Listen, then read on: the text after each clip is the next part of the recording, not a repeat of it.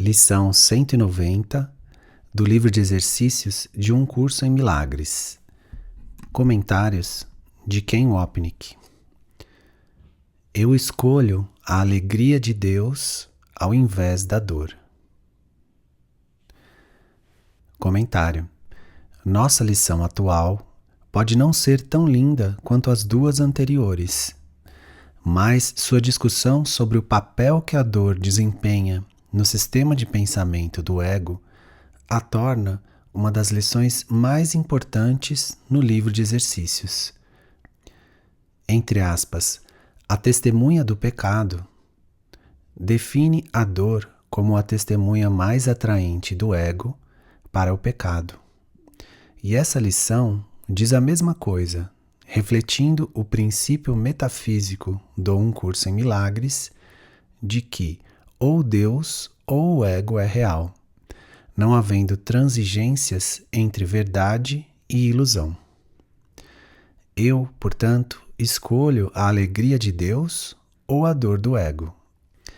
O título também nos lembra de que essa é uma escolha entre o perdão da mente certa, do Espírito Santo, a fonte da alegria, e o pecado da mente errada do ego, o medo, a causa da dor. Também vamos ver uma discussão sobre a relação mente-mundo. Citação. A dor é uma perspectiva errada. Quando experimentada, sob qualquer forma, é uma prova de auto-engano. Absolutamente não é um fato. Não há nenhuma forma que ela tome que não desapareça se for vista corretamente. Comentário. A dor não é do corpo. No entanto, obviamente é experimentada lá. Ela vem da nossa crença equivocada em que o pecado é real. Quando essa crença é modificada, a fonte da dor é desfeita. Não mais identificados com o corpo e percebendo que estamos fora do sonho, não podemos sentir dor. A culpa que não queremos reconhecer na mente, o local da dor, nós experimentamos no corpo, porque esse é o ser que acreditamos que somos. Nós não acreditamos que somos uma mente pecadora, mas um corpo, o repositório da culpa que se manifesta como dor. Essa perspectiva errada, o que Jesus chama de, entre aspas, nível de confusão no texto, é explicada nessa passagem inicial no texto. Citação. Um passo importante no plano da expiação é desfazer o erro em todos os níveis. A doença, ou, entre aspas, a mentalidade que não está certa, é o resultado da confusão de níveis, porque sempre acarreta a crença em que o que está fora de lugar em um nível pode afetar de maneira adversa um outro. Nós nos referimos aos milagres como um meio de corrigir a confusão de níveis, pois todos os equívocos têm que ser corrigidos no nível em que ocorrem. Só a mente é capaz de errar. O corpo pode agir de forma errada apenas quando está respondendo a um pensamento equivocado. Texto, capítulo 2. Comentário. Como vemos agora, o ego usa esse nível de confusão para nos ensinar que a dor é nosso único deserto por causa do nosso pecado contra Deus. Por exemplo, nós merecemos sua punição. Citação. Pois a dor proclama que Deus é cruel. Como poderia ser real, qualquer que seja a sua forma? Ela é um testemunho do ódio de Deus Pai pelo seu Filho, do pecado que Deus vê nele e do seu desejo insano por vingança e morte. Comentário. Desnecessário dizer, esse não é o Deus real, mas o produto final do sistema de pensamento de culpa e dor do ego. A dor é a sombra da culpa, o efeito da crença do ego na separação. Sua causa repousa em afirmar meu pecado contra o Criador para que eu pudesse existir como um ser especial. A culpa em relação a esse pecado me leva a projetá-lo em Deus, tornando-o um assassino em vez de mim. É a mente dele que está cheia de ódio.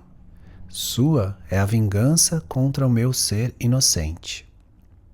Portanto, a dor proclama a punição cruel de Deus pelos nossos pecados, como vemos nessas passagens familiares. Citação: o pecado pede punição. O pecado é a proclamação de que o ataque é real e a culpa justificada. Ele assume que o Filho de Deus é culpado, tendo assim tido sucesso na perda da sua inocência e fazendo de si mesmo algo que Deus não criou. Assim, a criação é vista como se não fosse eterna e a vontade de Deus fica aberta à oposição e à derrota. Essa é a sua realidade. Essa é a, entre aspas, verdade da qual sempre será impossível escapar. Pois ele conseguiu, de alguma maneira, corromper o seu pai e mudar por completo a sua mente. Lamente então a morte de Deus a quem o pecado matou. Texto, capítulo 19. Citação: não pode haver nenhuma liberação, nem é possível escapar. Assim, a expiação vem a ser um mito, e a vingança, não o perdão, é a vontade de Deus. A partir de onde tudo isso começa, não há nenhuma ajuda à vista que possa ser bem-sucedida. Só a destruição pode ser o resultado. E o próprio Deus parece estar ao lado da destruição para dominar seu filho. Texto, capítulo 23. Citação: podem tais projeções serem testemunhadas? Podem ser algo mais do que totalmente falsas? A dor não passa de um testemunho dos equívocos do filho em relação ao que ele pensa que é. É um sonho de uma punição severa por um crime que não poderia ser cometido, por atacar o que é totalmente inatacável. Comentário: podemos realmente testemunhar a crença em que pecamos contra Deus, deixando-o cruel e cheio de ódio? No entanto, é isso o que a dor tenta fazer, dizendo-nos que cometemos o pecado impronunciável de destruir Deus e Cristo, ambos os quais, na verdade, são inatacáveis e invulneráveis. Nossas crenças insanas vão ainda um passo adiante, pois tememos a retaliação justificada de Deus. Assim, Jesus nos diz novamente que a dor não tem nada a ver com a experiência do corpo, sendo apenas o pesadelo equivocado da mente, como ele continua. Citação: é um pesadelo dentro do qual ele foi abandonado pelo amor eterno. Comentário: projetando o pensamento de que abandonei Deus, acredito que Deus me abandonou. A verdade do princípio da expiação é a de que esse é um sonho tolo, porque o abandono é impossível, como encerra o poema de Ellen, entre aspas, Canção ao Meu Ser. Citação: eu nunca deixei a casa do meu pai. Que necessidade tenho de viajar de volta até ele novamente? As Dádivas de Deus, página 38. Comentário. E essa clara afirmação de que o abandono é uma projeção. Citação. Todas as pessoas que acreditam na separação têm um medo básico de retaliação e abandono. Essas ideias insanas são claramente o resultado da dissociação e da projeção. Texto, capítulo 6. Comentário. Mas agora a verdade da expiação. Citação.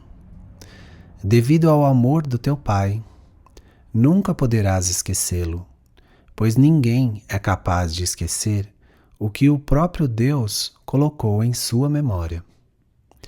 Podes negá-lo, mas não podes perdê-lo. Deus quer que tu voltes a unir-te contigo mesmo e não te abandonou em tua aflição. A sua memória brilha em tua mente e não pode ser obliterada. Texto, capítulo 12. Citação. A dor é um sinal de que as ilusões reinam no lugar da verdade. Demonstra que Deus é negado, confundido com o medo, percebido como louco e visto como traidor para com ele mesmo. Comentário. Mais uma vez, vemos um reflexo da segunda e terceira leis do caos. Texto, capítulo 23, que retratam esse insano componente do insano sistema de pensamento do ego. Citação. Se Deus é real, não há dor. Se a dor é real, não há Deus. Comentário. Esse é um exemplo muito evidente da característica de um ou outro do não-dualismo do curso. Se Deus é real, a separação nunca aconteceu. Nenhum pecado, culpa ou punição, e portanto nenhuma dor. Se, por outro lado, a dor é real, Deus foi morto, o que significa que não existe Deus. Portanto, nós fizemos um corpo que sente a dor, que é central à existência de todos. A dor psicológica da depressão ou ansiedade, porque nós não conseguimos o que queríamos. Ou a dor física de um corpo que deixa de funcionar corretamente. Lembre-se, esse é o nosso sonho e tudo nele tem um propósito. Nós fizemos um corpo que é agudamente vulnerável à dor, que prova que estamos certos e Deus errado. Nós vivemos e Deus não.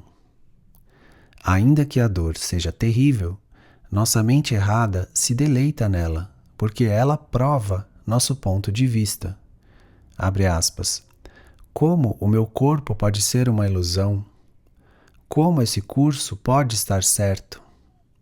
Veja como eu e meus seres amados estamos feridos. Olhe para o mal nesse mundo. Fecha aspas.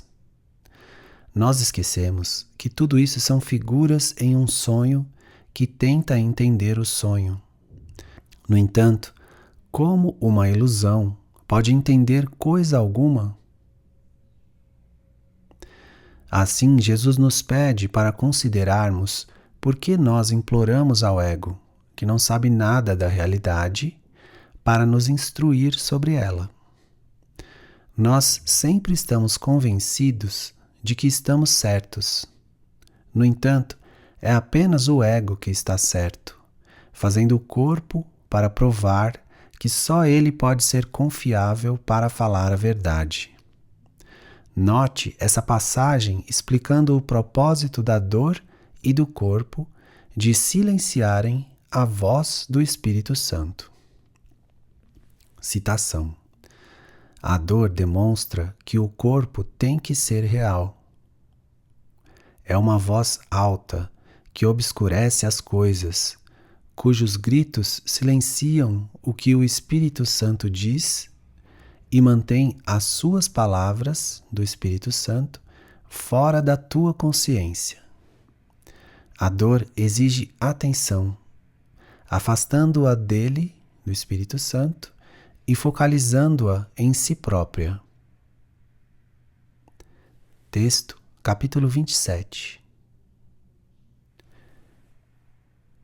Citação: pois a vingança não faz parte do amor. E o medo, negando o amor e usando a dor para provar que Deus está morto, demonstrou que a morte é dona da vitória sobre a vida. O corpo é o Filho de Deus, corruptível na morte, tão mortal quanto o Pai que ele matou. Comentário: deveríamos hesitar quando reconhecemos o que o corpo alcançou. Entendendo o sistema de pensamento subjacente à nossa obsessão com o corpo e o nosso investimento em manter sua realidade. É importante ver o propósito do corpo, não apenas metafisicamente, mas da perspectiva de nossas vidas pessoais. O foco quase exclusivo no nosso corpo e nos dos outros é proposital, pois nada acontece de forma acidental. Nós escolhemos o corpo, mas para um propósito que ocultamos de nós mesmos. Como essa passagem do segundo obstáculo à paz sugere, prazer e dor servem ao mesmo propósito de tornar o corpo real, assim demonstrando a realidade pecaminosa da separação. Citação: o corpo não pode te trazer nem paz, nem tumulto, nem alegria, nem dor. É um meio e não um fim. Não tem propósito em si mesmo, mas somente aquele que lhe é dado. O corpo parecerá ser qualquer coisa que seja o meio de alcançar a meta que lhe atribuíste. Só a mente pode estabelecer um propósito, e só a mente pode ver os meios para sua realização e justificar o seu uso. É impossível buscar o prazer através do corpo e não achar dor. É essencial que esse relacionamento seja compreendido, pois o ego o vê como prova do pecado. É apenas o resultado inevitável de te equacionares com o corpo, que é o convite à dor que venha a ser o servo da dor, buscando-a como um dever e obedecendo à ideia de que a dor é prazer.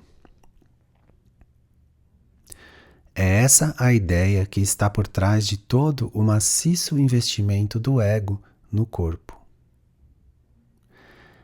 E é esse relacionamento insano que ele mantém escondido e, no entanto, se alimenta disso. Texto, capítulo 19. Comentário: durante sua preocupação diária com o corpo, não se sinta culpado, nem mude o que estiver pensando.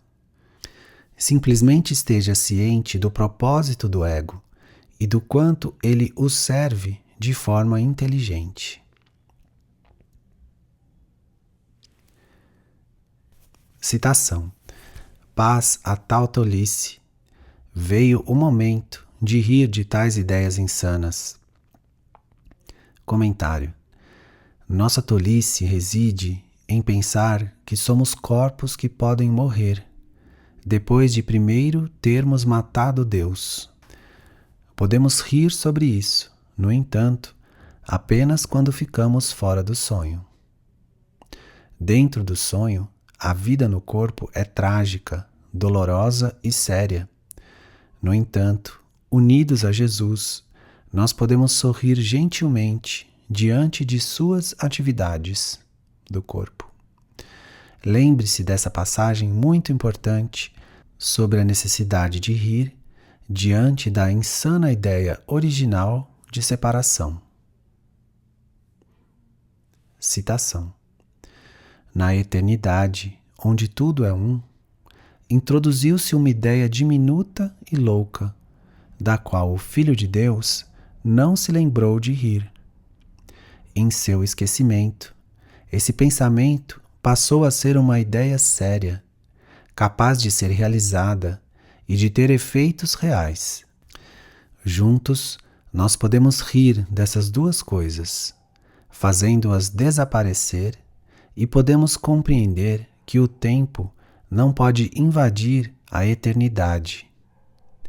É uma piada pensar que o tempo pode vir a lograr a eternidade, que significa que o tempo não existe. Texto, capítulo 27. Citação: não é preciso pensar nelas como se fossem crimes selvagens ou pecados secretos com pesadas consequências. Quem, senão um louco, poderia concebê-las como causa de qualquer coisa? Comentário: nós secretamente nutrimos a crença de que matamos Deus para que pudéssemos viver. Jesus nos pede agora para trazermos à tona esse pensamento insano de pecado e questionarmos como ele jamais poderia causar qualquer coisa que fosse.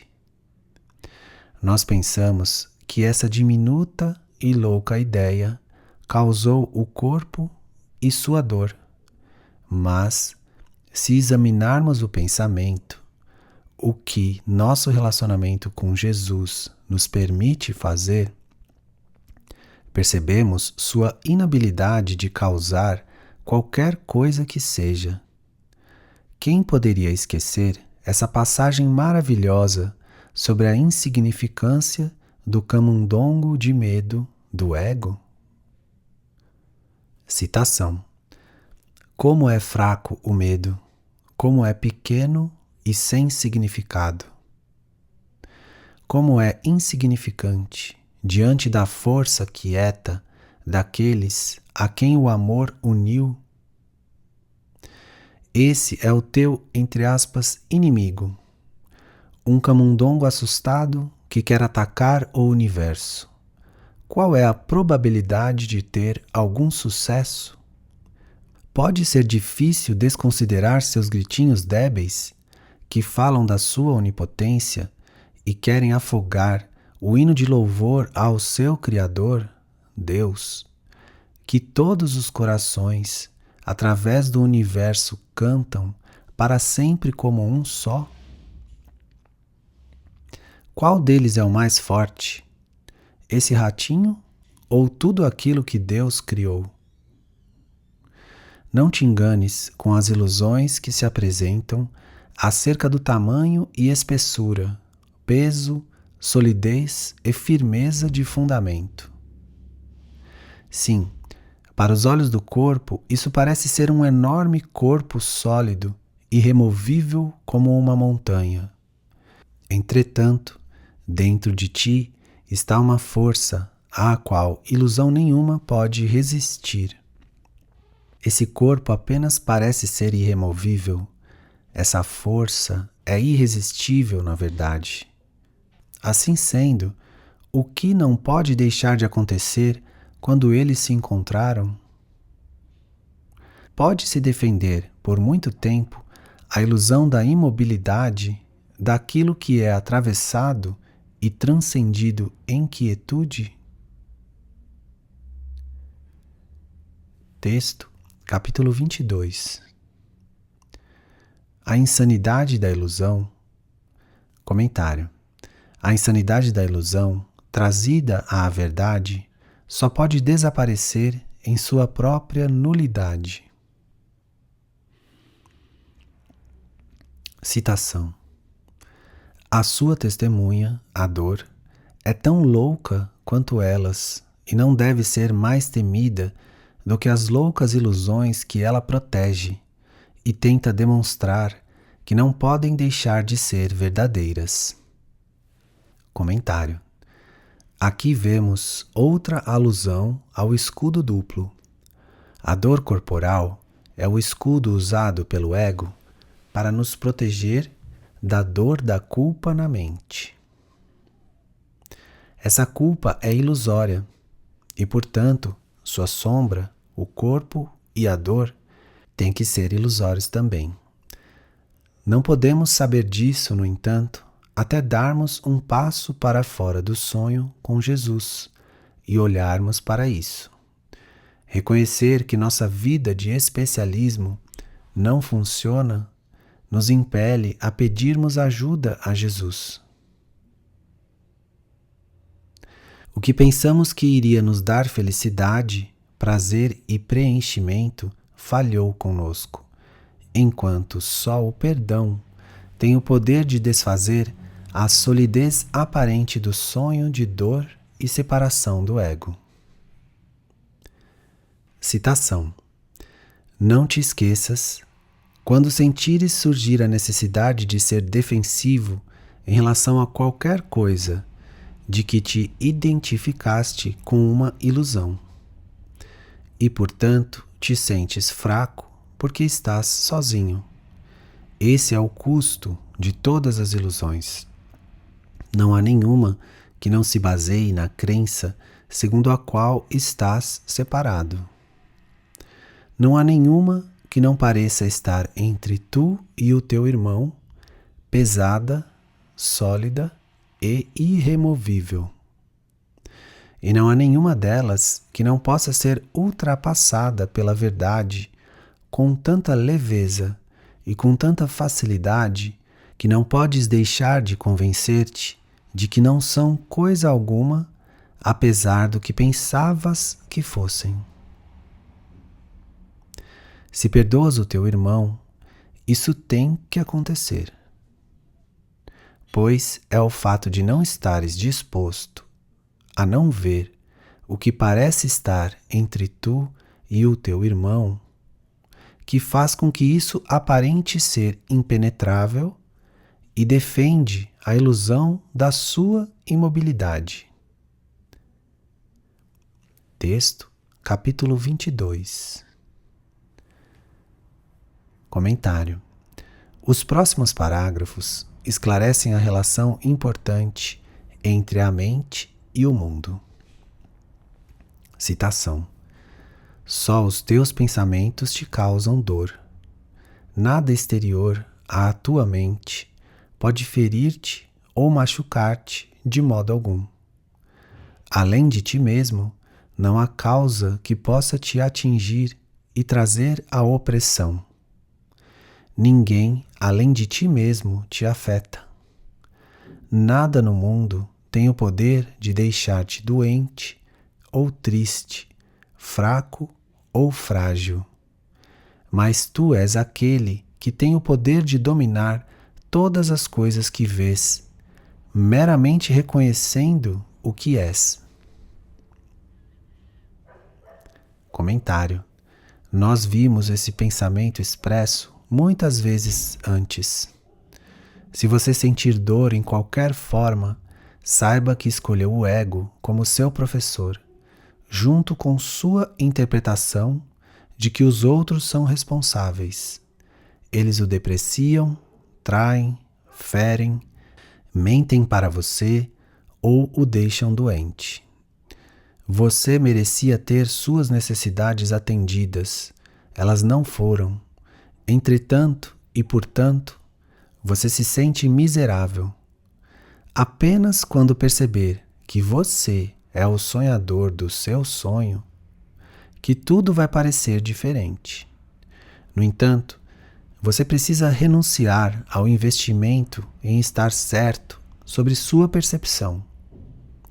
De outra forma, seu pedido a Jesus servirá apenas para reforçar sua interpretação do sonho, que é o motivo pelo qual não é útil, a longo prazo, pedir a Ele o específico.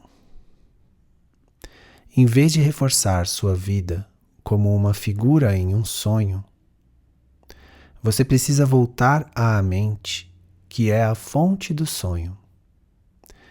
Lembre-se dessas palavras familiares. Citação: seja o que for que pareça ser a causa de qualquer dor ou sofrimento que sintas, isso ainda é verdadeiro, pois não reagirias de forma alguma a figuras de um sonho que soubesses que estavas sonhando. Que elas sejam tão odientas e más quanto puderem. Não poderiam ter nenhum efeito sobre ti, a não ser que tenhas fracassado em reconhecer que esse é o teu sonho.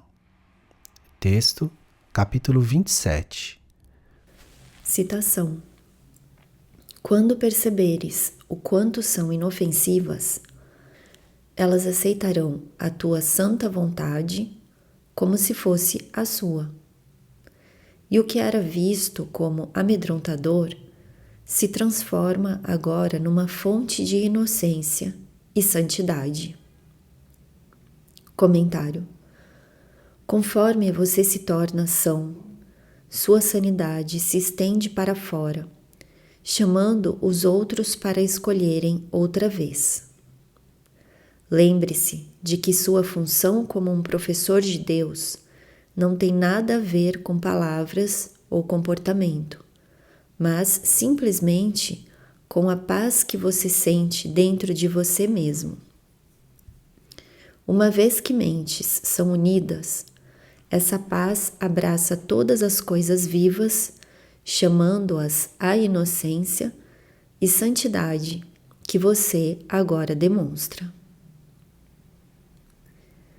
Citação: meu irmão santo, pensa nisso por um momento. O mundo que vês nada faz. Não tem efeitos em absoluto. Representa apenas os teus pensamentos. Comentário: nossos pensamentos são a causa de tudo nesse mundo. No nível metafísico do Filho único fazendo o mundo, assim como no nível dos nossos sonhos individuais. As seguintes linhas sobre a causa ilusória, tendo efeitos ilusórios e, portanto, inexistentes, são agora familiares para nós. Citação: esse mundo acabou há muito tempo. Os pensamentos que o fizeram já não estão mais na mente que os pensou e os amou por um breve período de tempo. O milagre apenas mostra que o passado se foi, e o que se foi verdadeiramente não tem efeitos. A lembrança de uma causa só pode produzir ilusões da sua presença, não efeitos. Todos os efeitos da culpa já não estão mais aqui, pois a culpa terminou. Com a sua passagem, foram-se também as suas consequências, deixadas sem uma causa. Texto capítulo 28. E mudará inteiramente quando escolheres mudar a tua mente e optar pela alegria de Deus como o que realmente queres. Comentário: o mundo não muda literalmente, assim como o mundo físico não mudou porque Jesus apareceu aqui. O mundo estava tão odioso e cruel depois de ele ter partido quanto estava antes de ele ter vindo.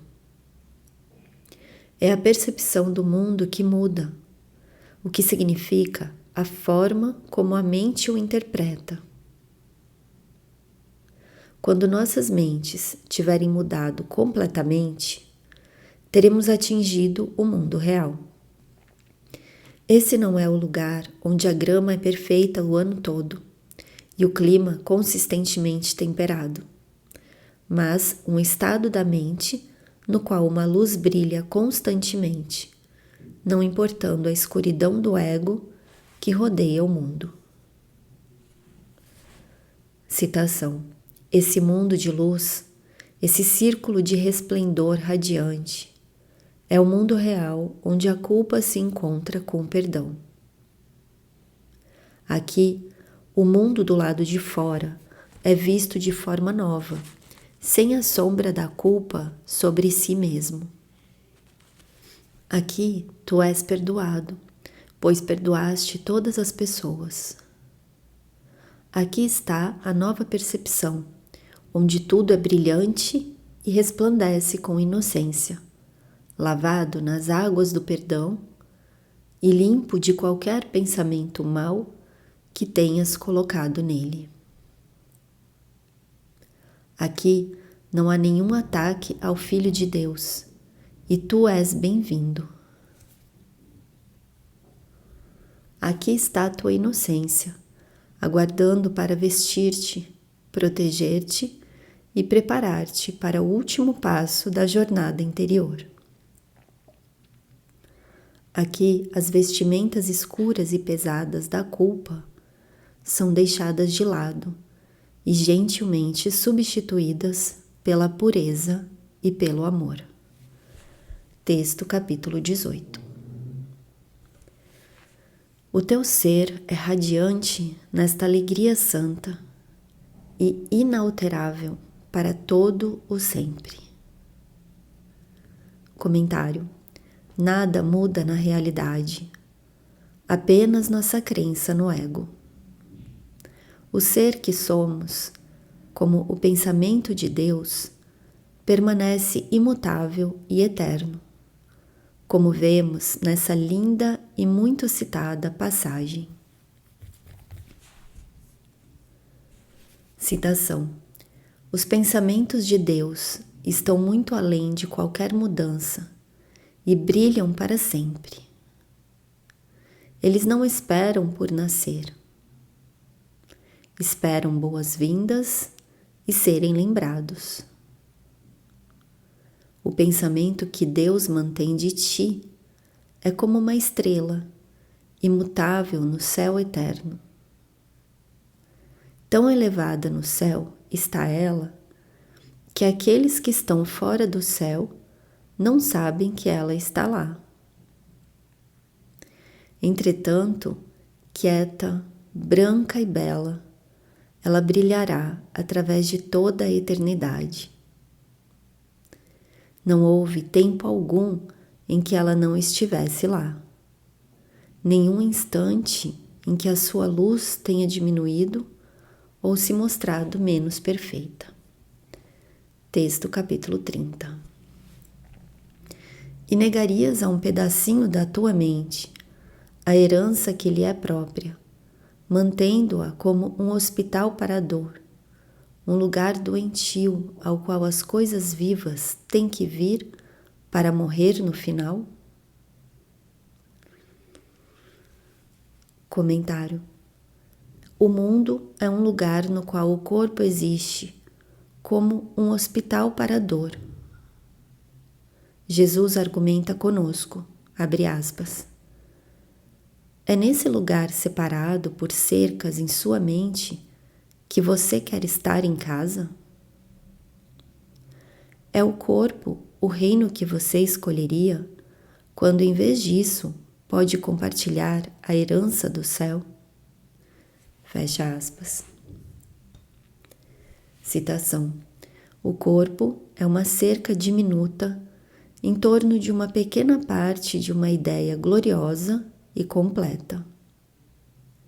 Ele desenha um círculo infinitamente pequeno em torno de um segmento diminuto do céu, desintegrado do todo, proclamando que aí dentro se encontra o teu reino, onde Deus não pode entrar. Dentro desse reino, o ego governa, e cruelmente. E para defender esse pequeno monte de poeira, ele te pede para lutar contra o universo. Tal é a estranha posição em que aqueles que vivem em um mundo habitado por corpos parecem estar. Cada corpo aparenta abrigar uma mente separada, um pensamento desconectado, vivendo solitário e de nenhuma forma ligado ao pensamento pelo qual foi criado.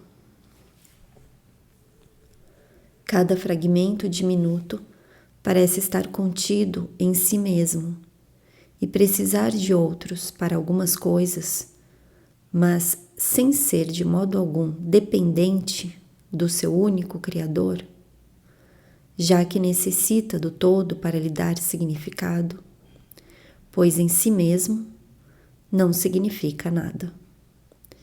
Texto capítulo 18. O mundo pode parecer causar-te dor, mas como ele não tem causa, o mundo não tem poder de causar. Comentário.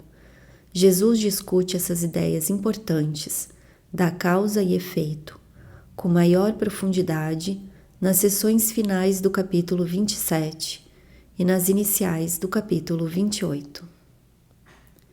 Na verdade, elas são um tema principal através de todo Um Curso em Milagres e são centrais para seu sistema de pensamento de perdão. A causa desse mundo é nossa crença na realidade do pecado. Mas, sendo ilusório, o pecado não existe e, portanto, não pode ser uma causa, significando que o mundo não existe. Sendo assim, o mundo não pode causar dor. Fora do sonho, unidos ao amor de Jesus, nós desfazemos a separação que causou o mundo de sofrimento. No entanto, a dor existe apenas dentro da ilusão e se vai no instante santo em que compartilhamos o riso feliz de sanidade de Jesus. Citação: toda doença vem da separação. Quando a separação é negada, ela se vai. Pois se vai assim que a ideia que a trouxe é curada e substituída pela sanidade. A doença e o pecado são vistos como consequência e causa, em um relacionamento que é mantido fora da consciência, para que ele possa ser cuidadosamente preservado da luz da razão. Texto, capítulo 26. Comentário. Assim, trazemos a escuridão da nossa dor à luz da verdade e somos curados. Citação: como um efeito não pode produzir efeitos. Como uma ilusão, ele é o que desejas.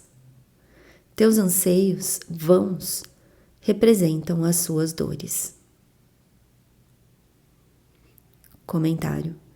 O mundo representa nosso desejo tolo de sermos separados do Filho de Deus, o que nos leva a acreditar que somos corpos que podem sofrer dor. O desejo é tolo porque não vai a lugar algum e não faz nada. Outra declaração do princípio de expiação do Espírito Santo. Citação: os teus estranhos desejos trazem a ele sonhos maus. Os teus pensamentos de morte o envolvem no medo, enquanto no teu perdão benigno ele vive. Comentário. Nada no mundo tem realidade. Ao dizer, no teu perdão benigno ele vive, Jesus não quer dizer que o perdão infunde o mundo com vida. Em vez disso, que o mundo perdoado ou real reflete a vida de Deus. Estar no mundo real, portanto, reflete nossa vida como Cristo, conforme nossos sonhos de morte gentilmente desaparecem. Citação: a dor é o pensamento do mal tomando forma e operando danos na tua mente santa. Comentário: a experiência da dor corporal expressa na forma meu pensamento de mal na mente, a crença em que pequei contra Deus por destruí-lo para que eu pudesse viver. Citação: a dor é o resgate que alegremente pagastes para não ser livre. Comentário: isso nos diz que nós sofremos alegremente dor para provarmos que existimos, alegremente pagando o preço, porque isso significa que Deus está errado e nós certos. Em outro contexto, Jesus diz, abre aspas, a morte parece um preço pequeno, se eles puderem dizer, contempla-me, irmão, em tuas mãos eu morro. Fecha aspas. Texto capítulo 27. Nós alegremente sofremos dor, doença, até mesmo morte, dessa forma provando que existimos e alguém mais é responsável por isso. Ao fazer isso, no entanto, nós expressamos a disponibilidade de aprisionarmos a nós mesmos no sistema de pensamento de culpa e dor do ego, insanamente acreditando que isso nos liberta, por estabelecer nossa independência de Deus. Assim, nós confundimos aprisionamento e liberdade, como lemos nessa importante passagem. Citação: o ego tenta ensinar que queres te opor à vontade de Deus. Essa lição, que não é natural, não pode ser aprendida e a tentativa de aprendê-la é uma violação da tua própria liberdade. O Espírito Santo se opõe a qualquer aprisionamento da vontade de um filho de Deus, sabendo que a vontade do filho é a do Pai. Nós dissemos que o Espírito Santo te ensina a diferença entre dor e alegria. Isso é o mesmo que dizer que ele te ensina a diferença entre prisão e liberdade. Não podes fazer essa distinção sem ele, porque tens ensinado a ti mesmo que prisão é liberdade. Acreditando que as duas coisas sejam a mesma, como é que podes fazer a distinção entre elas? É possível pedires a parte da tua mente que te ensinou a acreditar que elas são a mesma para ensinar-te como são diferentes? Texto capítulo 8. Na dor, nega-se a Deus, o Filho que Ele ama. Na dor, o medo parece triunfar sobre o amor e o tempo substituir a eternidade e o céu. E o mundo torna-se um lugar amargo e cruel, onde reina a tristeza e as pequenas alegrias desaparecem diante da investida da dor selvagem que aguarda para pôr um fim em todas as alegrias na miséria. Comentário: todos nós temos nossas pequenas alegrias conforme atravessamos a vida, mas no fim, que temos que encarar a investida da dor selvagem, todos nós morremos. Jesus, com frequência, nos pergunta por que iríamos jamais querer tornar isso nossa verdade e realidade. A parte do fato que isso não é verdade, ele aponta, o torna muito infeliz. No entanto, se você só escolher se separar do especialismo, eu garantirei sua felicidade. Primeiro, no entanto, Você tem que reconhecer que não está sacrificando nada para poder ser feliz.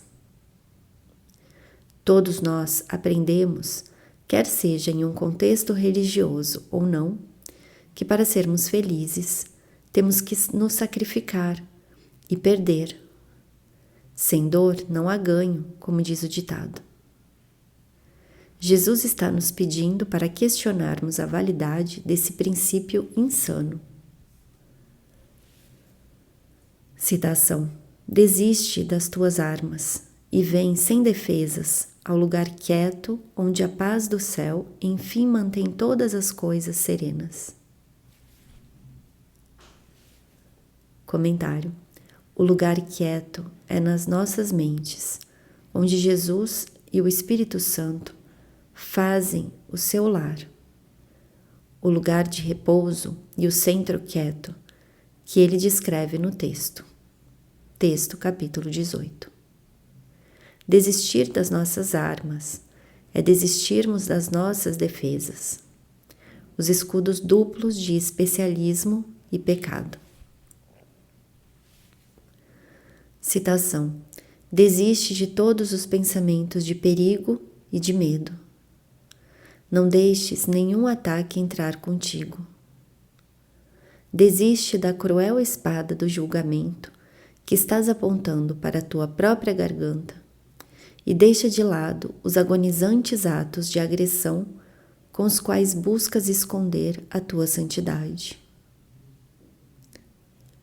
Comentário: em outras palavras, pode parecer que estamos julgando outros e segurando uma espada em suas gargantas, mas no final é a nós mesmos que condenamos. Para percebermos esse fato, precisamos dar um passo atrás e dizer, abre aspas, obrigado, Deus, eu estava errado. E obrigado, Deus, existe um professor que conhece a verdade e gentilmente me ajuda a ver a infelicidade que eu trouxe a mim mesmo. Eu, grata e alegremente, levo meus equívocos de separação e especialismo ao seu amor curativo. Fecha aspas. Citação: aqui compreenderás que não há dor. Aqui a alegria de Deus te pertence. Esse é o dia em que te é dado compreender a lição que contém todo o poder da salvação. É essa. A dor é ilusão. A alegria, realidade. A dor é apenas sono. A alegria é despertar. A dor é engano. Só a alegria é verdade. Comentário: voltando à parte tomadora de decisões das nossas mentes no instante santo, escolhemos contra as mentiras do ego, entendendo que não existe dor, conforme reconhecemos que escolher a mente errada ilusória não nos fez felizes. Antes de podermos escolher a alegria de Deus, no entanto, precisamos primeiro entender que escolhemos a dor como um meio de permanecermos adormecidos e enganarmos a nós mesmos sobre quem somos, pois a dor nos mantém longe do céu e do nosso ser. Precisamos ser tão claros quanto possível conosco sobre isso e depois pedirmos ajuda se isso for realmente o que quisermos. A resposta do ego, obviamente, é: sim, isso é exatamente o que eu quero. A resposta quieta de Jesus é o milagre, a escolha pela alegria em vez de pela dor. Citação: milagres estão de acordo com a vontade de Deus. Vontade que tu não conheces, porque estás confuso em relação a qual é a tua vontade. Isso significa que estás confuso em relação ao que tu és. Se tu és a vontade de Deus e não aceitas a sua vontade, estás negando a alegria. O milagre é, portanto, uma lição acerca do que é a alegria. Sendo uma lição acerca do compartilhar, é uma lição de amor, que é a alegria. Todo milagre é, então, uma lição sobre a verdade, e por oferecer a verdade, estás aprendendo a diferença entre dor e alegria. Texto capítulo 7. E assim, mais uma vez faremos a única escolha que jamais pode ser feita. Escolhemos entre as ilusões e a verdade, a dor e a alegria, o inferno e o céu. Deixa que a nossa gratidão pelo nosso professor nos encha os corações, ao estarmos livres para escolher a nossa alegria ao invés da dor, a nossa santidade no lugar do pecado, a paz de Deus ao invés do conflito e a luz do céu em troca da escuridão do mundo. Comentário: você precisa ver a clareza da escolha, Deus ou o ego, sem espaço para transigências. Conforme seu dia passa, tente permanecer consciente do quanto você escolhe ativamente contra a paz e alegria de Deus, porque você quer estar certo sobre o seu ser. Lute para atingir o lugar interior de humildade que diz mais uma vez, abre aspas, obrigado, Deus, eu estava errado e existe alguém que me corrige e me leva para casa. Fecha aspas. É difícil sermos honestos sobre nossa teimosa arrogância, mas, em algum ponto, precisamos experimentar a gratidão por ter sido provado por Ele que estávamos errados, cuja verdade nunca mudou. Nós encerramos essa lição com essa alegre exclamação da gratidão de Jesus, que nos chama para nos unirmos a Ele em seu coro totalmente inclusivo do amor de Deus. Citação: em alegres boas-vindas, minha mão está estendida a todo irmão que queira unir-se a mim, para alcançar o que está além da tentação, olhando com fixa determinação na direção da luz que brilha, além em perfeita constância. Dá-me os que são meus, pois eles pertencem a ti. E é possível que tu falhes naquilo que não é, senão a tua vontade? Eu te dou graças pelo que são os meus irmãos. E à medida em que cada um elege unir-se a mim, a canção de agradecimento da terra para o céu cresce e os diminutos fios dispersos de melodia vêm a ser um único coro que abrange todo o mundo redimido do inferno, que dá graças a ti. Texto capítulo 31.